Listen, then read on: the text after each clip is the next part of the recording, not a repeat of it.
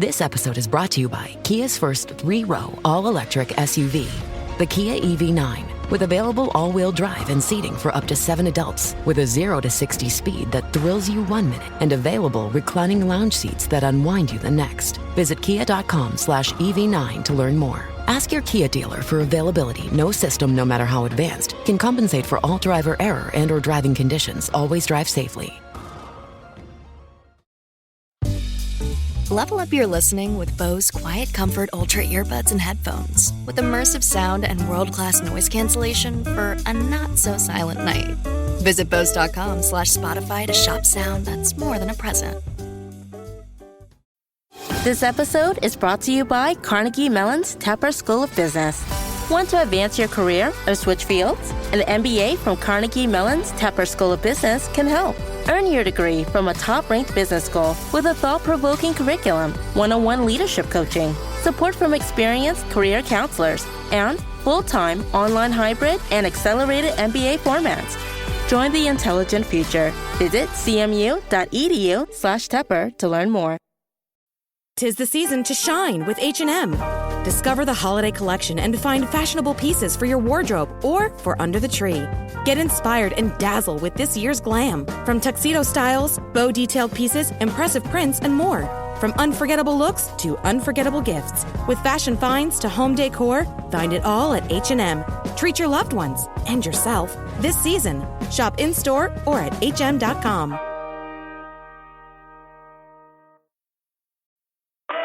It's time to say goodbye to hold music and say hello to fast customer support with Service Cloud. With trusted AI and data working together, you can skip long wait times and deliver efficient, personalized service right away, all while keeping support costs low and more customers happy. Reimagine your customer support with the #1 AI CRM for service. Learn what's possible at salesforce.com/products/service. Selling your car to Carvana is as easy as... As easy as pie? Sure. All you have to do is enter your license plate or VIN. As easy as a stroll in the park. Okay, then just answer a few questions and you'll get a real offer in seconds. As easy as singing. Why not? Schedule a pickup or drop off and Carvana will pay you that amount right on the spot. As easy as playing guitar. Actually, I find that kind of difficult. But selling your car to Carvana is as easy as... Can be. Visit Carvana.com or download the app to get an instant offer today. Between the kids being home and hosting, everything in our house gets used up in summer. With Instacart, I can save money by stocking up on all my favorite summer brands. I save time by getting everything delivered in as fast as an hour. And I save myself a sink full of dirty dishes by stocking up on paper plates for the annual summer cookout. Save more on summer essentials? Spend more time enjoying summer. Add summer to cart. Download the app to get free delivery on your first 3 orders. Offer valid for a limited time. Minimum $10 per order. Additional terms apply. Welcome to the Human Capital Innovations Podcast, your go-to source for personal, professional, and organizational growth and development. We hope you tune in often for all things people management, organizational development and change, organizational leadership, and social impact related. Maximize your personal and organizational potential with Human Capital Innovations Podcast.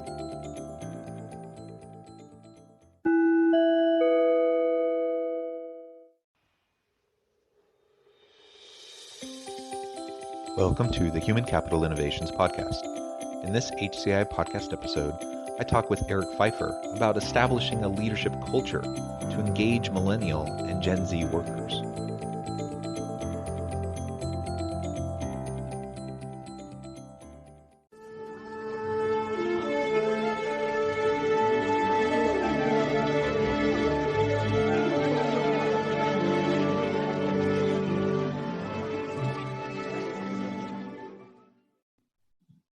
Eric Pfeiffer, welcome to the Human Capital Innovations Podcast. Thank you so much for having me. Yeah, it was a lot of fun getting to chat with you in the pre-interview and getting to know you just a little bit. And it's always fun when I meet up with and talk with people from Southern California. As we were discussing, my wife is from San Clemente. It sounds like you surfed there a lot when you were younger. What a wonderful place. And it's nice to have those little connection points as we, before we start to dive into, these professional conversations. But I'm really excited to talk with you today about establishing a positive leadership culture, engaging millennial and Gen Z workers in more productive ways, and really where the disconnect may be within organizations right now, and how we can overcome those. As we get started, I just wanted to share Eric's bio with everyone. Eric Pfeiffer is a leadership coach who works with leaders and teams to increase personal and organizational health to maximize performance and productivity. After spending almost 2 decades improving the operational leadership culture of hundreds of organizations, Eric knows the bottom line value of building the most important part of any business platform, the people. A small investment in the leadership culture of any organization is guaranteed to pay incredible dividends. He currently is working with leaders and organizations in the construction, hospitality, restaurant, financial, pharmaceutical, and professional athletics industries. And what an interesting kind of portfolio of clients that you have, the range of activities that you're involved in. And I'm just super excited to have the chance to talk with you today. Anything else you want to share with listeners by way of background before we launch in? No, I think it's interesting that you picked up on the diverse portfolio of the types of organizations and industries that I and we work in. And a lot of that has to do with the fact that we are in the people business. And we believe that all organizations are powered by their most important capital, which is people. And so because we're in that people business, we've had the fortunate opportunity of working across lots of different industries. And what we find is all the cross-pollination from different organizations, different cultures is actually incredibly helpful versus staying maybe more industry specific in terms of the work that we do. Yeah, I feel the same way. My portfolio is similarly quite diverse. So, but people issues are fairly similar across different types of work, different industries, different levels of jobs within organizations.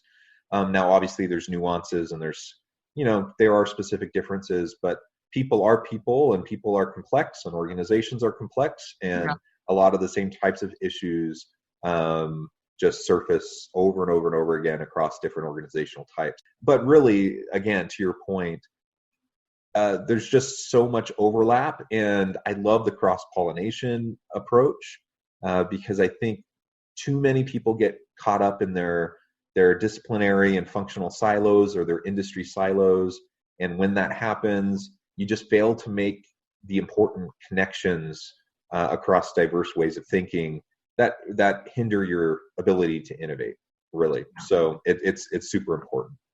And I would even add with that when you've got so many different types of people that are coming into one organization, the reality is every person represents their own culture, their own background, their own paradigms and perspectives. And so to go into any one organization, regardless of the industry, and expect that everybody kind of is coming with the same set of assumptions or preconceived ideas is what gets people in trouble. We just kind of assume, hey, everybody else is like me, and so everybody's going to want to play the same way I play. So we found that working in a lot of different contexts has actually helped us to identify and clarify what are those characteristics or common traits or issues that are just prevalent across any organization, because you're dealing, like you said, with people, and there's a degree to which people are people, and we all share some similarities, and yet there's this robust and rich diversity amongst all people based on all of the different influences and investments they've had. But being able to recognize that it doesn't matter if you're in the construction industry or in the law industry or you're in the athletic industry. You've got so many different people coming into the same space and trying to help them all function and work together harmoniously. That's the challenge that I think people have been dealing with since people existed. So. Yeah, absolutely. And, we're not a monolith. So even when you get people that share values and ideologies, they are from similar socioeconomic backgrounds, similar cultures. Even within those situations, everyone still has their unique set of motivators and kind of their own priorities and where they're at in their own life stage. All that factors in. So you're absolutely right. We always need to be, we default to talking in generalities a lot because that's easier, but we always have to remember that it's really important that we look at each individual person. And that's from a leadership standpoint, that's one of the main roles of an effective leader, is just know your people. Don't take anything for granted. Don't assume they're like you. Don't try to make them like you. But you tap into their unique strengths and help them fulfill their potential. That's so good. I couldn't agree more. Well, so as we get started, there are many challenges, obviously, within organizations today. But what do you see as some of the biggest problems with leadership cultures in the organizations that you've worked with? And how have you helped them to work towards resolving them? Yeah, that's a great question, John. And there's actually a lot of different aspects, and I'm sure that you can include a few of your insights as well. Probably one of the most significant challenges in any leadership culture is how often we find that people don't really understand what culture is. Culture is kind of one of these words. It's kind of an enigma. Like we use the word, we talk about it like we all know what we're talking about. But more often than not, when you ask somebody, hey, how do you assess, define, articulate your culture? And you're going to get as many different answers as you ask people that question. And so this is a simple, rudimentary, but very, very effective way of helping people understand what their culture is. If you remember an old song, I can't remember the artist, but this is how we do it. Like we know that line, right? And that is, in the simplest way I can say, a very helpful way of understanding what is culture. Culture is really the kind of the default, most predictable default patterns of behavior that you find within any context, even an organization. And so once you're able to begin to identify what culture is, you can tackle it.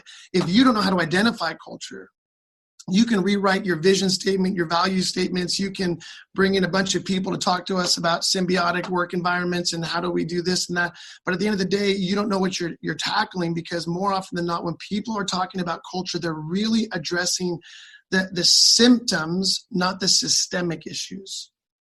And so if we don't know how to identify the symptomatic or symptom issues, and then to draw the connection down, I think of like a tree and its roots. You know, we're upstairs cutting off branches and trying to change the tree above the ground, but culture is very much rooted in the kind of ideologies, attitudes, but what I would say more importantly, the predictable behaviors that people engage in within any particular context. So just number one, we've found people just don't know how to identify what culture is. And so it becomes an enigma and it becomes ambiguous. And so we take a bunch of swings at it, but we're not changing much. Another massive deal is this issue, what we talk about shared language, is you have all these different people coming into a work environment, no matter how much they share similar passions or interests, like we talked about before. We don't realize that you don't need to go to another country to enter into conversations with people who have a different language than us. I mean, I've been married almost 20 years, and I can tell you, Men Are From Mars and Women Are From Venus is one of the best books I ever read, because it helped me understand that even though we both speak English, because we're different human beings, we actually are speaking with a different language. We mean different things by the words or phrases that we're leveraging. And so understand that in any business context, that when people are trying to process something, whether it's resolving conflict, making important decisions, assessing or analyzing data or information, we don't realize how often we're actually using different languages. And so so if you take those two as significant issues that we see in leadership culture, and we define leadership culture as how is it that people work together to accomplish any common goal, right? That's really the task of leadership. Then the solves are, one is training leaders how to effectively assess, diagnose their current culture, for better and for worse. And so that we spend a lot of time doing that with leaders, because once you see the culture, you kind of, I talk about it like the Matrix. If you remember that old movie with Keanu Reeves, The Matrix, once you see the Matrix, everything becomes clear. But when all you're dealing with is what you see at face value, and you see the symptoms and not the systemic issues, it's almost impossible to make changes. And then it just becomes easier to try and cope with whatever's happening and just move forward. So I was going to say that the coping element is so true, and you end up playing like cultural symptom whack-a-mole, right? Just going after every little thing that pops up, and you're never hitting any of the root causes or the systemic issues that are at play. And people get so fatigued by the constant trend, going after the latest culture trends and whatever the organization, whatever the leadership says, okay, it looks like we have this problem, so now we're going to go try to tackle that. And then lo and behold, it doesn't actually do anything. And then they go after another thing and another thing.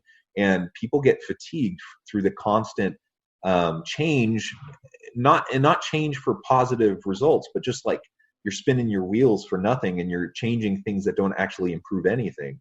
And so I like the Matrix reference because it requires people to be willing to challenge their preconceived notions, their current understanding, to recognize that maybe they don't have it right, and that they're humble enough to admit that maybe they got something wrong, they don't understand what's happening, and only then are they able to take a step back and see the forest from the trees and actually start to see the systemic issues. Otherwise, they're invisible, and you just keep on playing whack-a-mole over and over.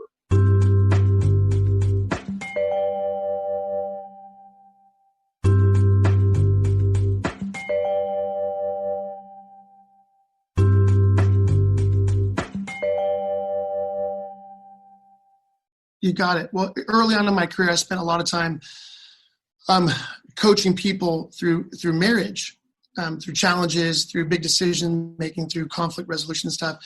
And that's the context where I first began, and even in the context of my own marriage, but began to realize that two people who love each other, who have committed their life to each other, who are trying to succeed together, at the end of the day, like you said, I mean, they're playing this kind of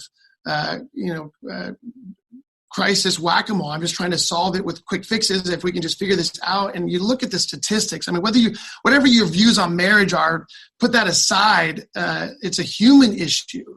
Is that when two human beings commit themselves to a kind of partnership, whether it's a marriage or business, and we discover that we don't have the basic skills for partnering effectively together because we're both coming with very different backgrounds and paradigms and perspectives.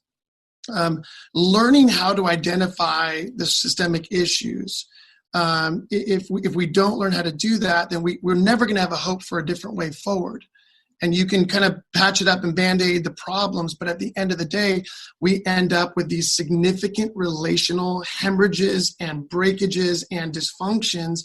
And I tell people, I mean, if the statistics on marriage are becoming increasingly more blight and hopeless, it's the same exact issues that are at the very center of what makes it so difficult within the business context to partner with other human beings. If we learn how to assess those, and we recognize that the way forward is not actually, here's the second part, is the way forward I've discovered is not that we go in and make everybody's paradigms and values conform to ours.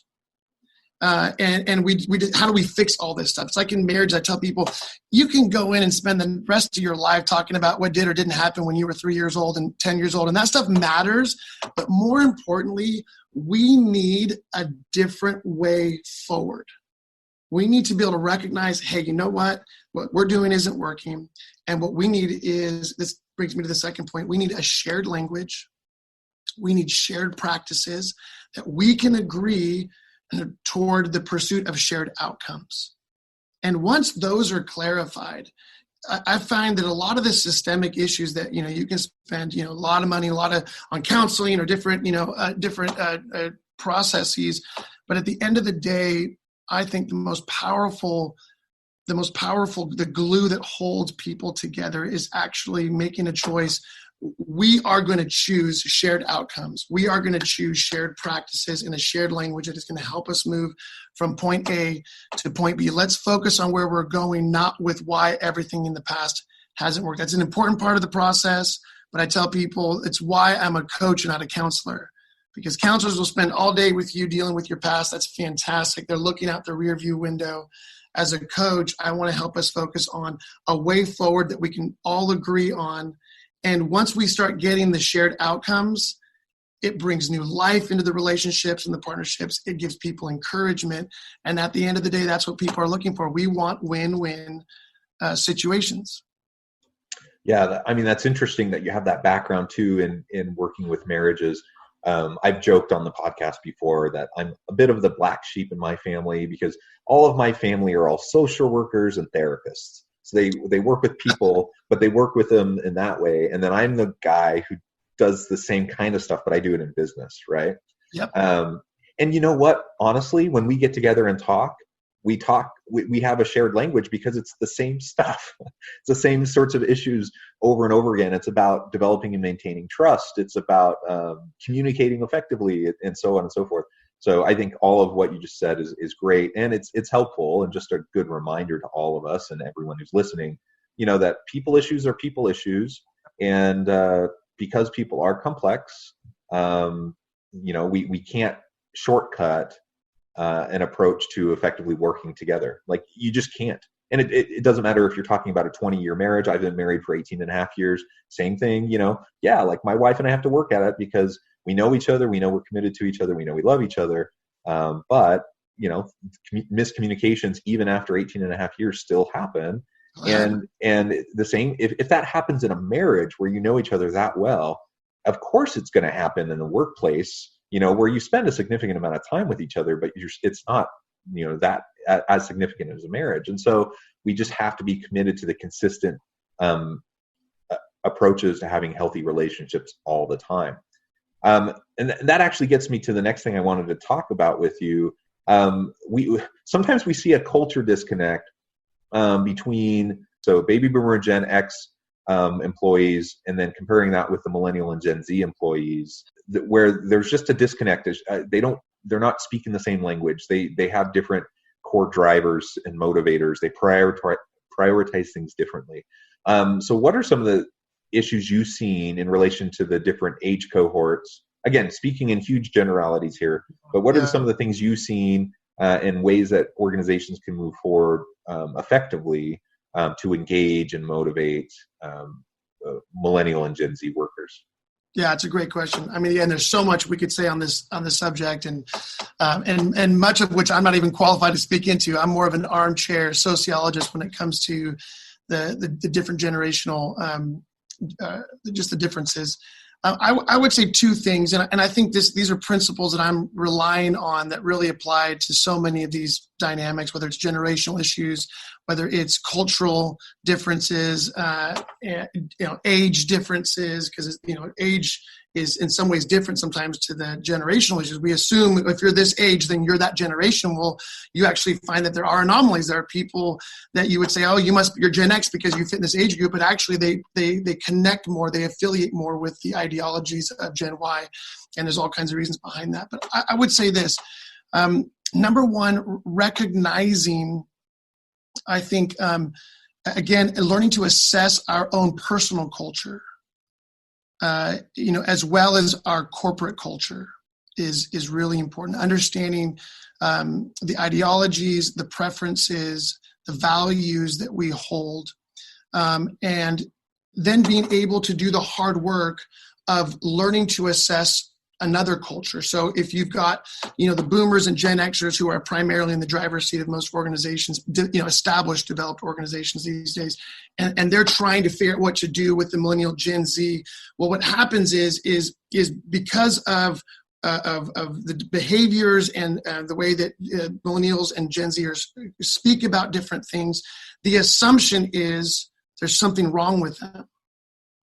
Well, the reality is the builders felt the same way about the boomers.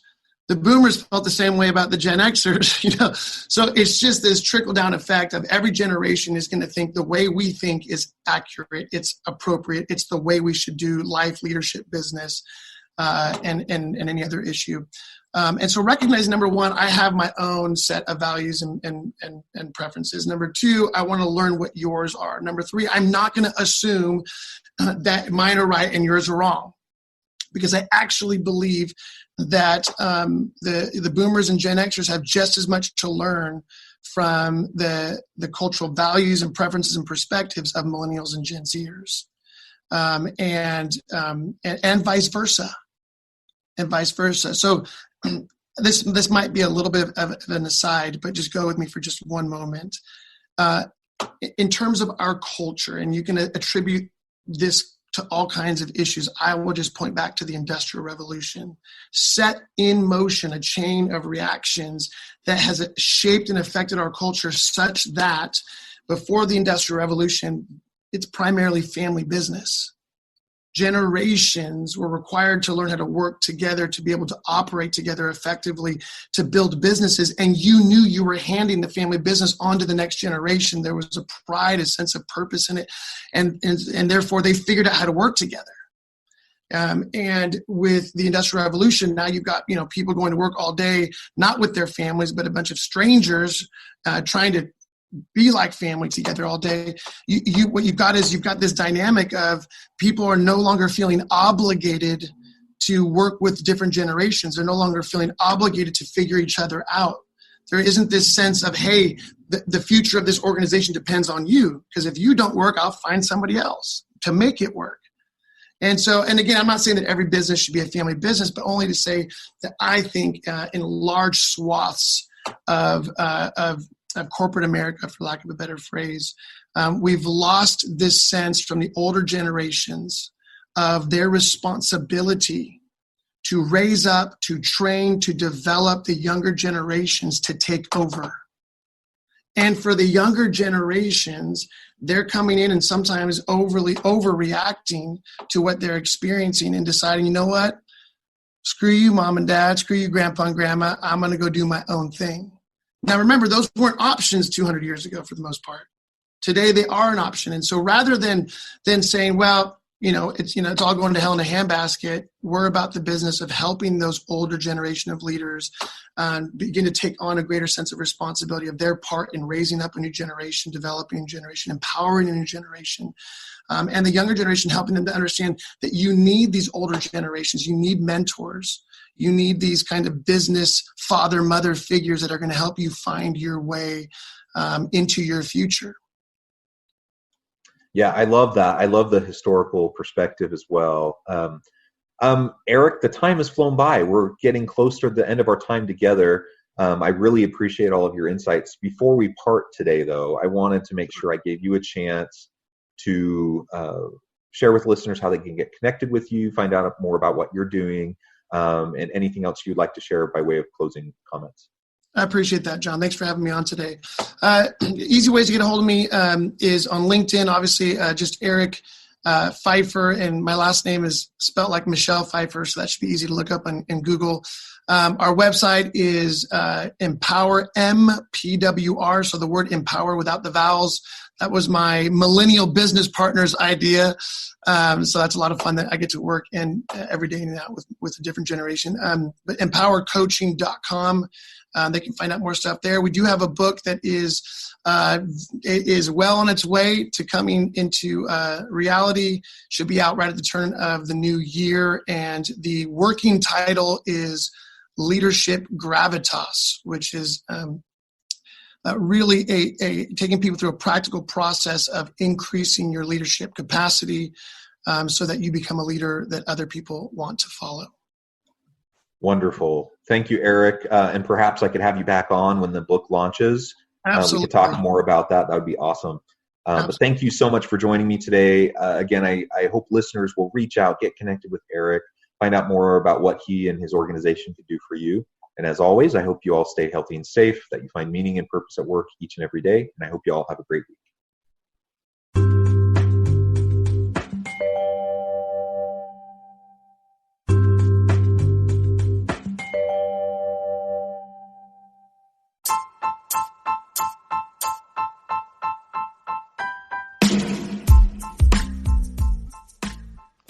We are excited about the launch of HCI's new magazine, Human Capital Leadership.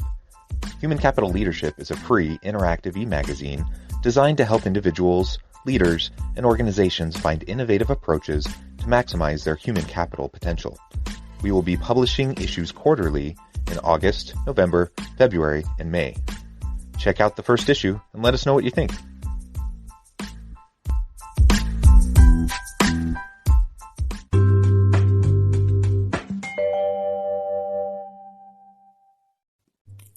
Thanks again for joining us for this episode of the Human Capital Innovations Podcast. I hope you stay healthy and safe and that you have a great week.